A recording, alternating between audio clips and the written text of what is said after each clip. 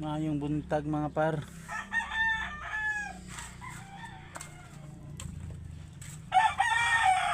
Bisita tayo sa ating alagang manok. Nakakumot pa.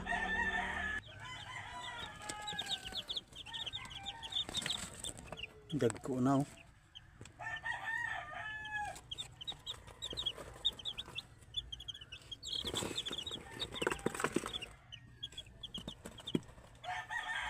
Five days old.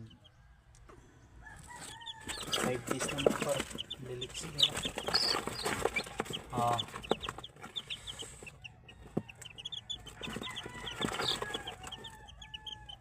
Five days na.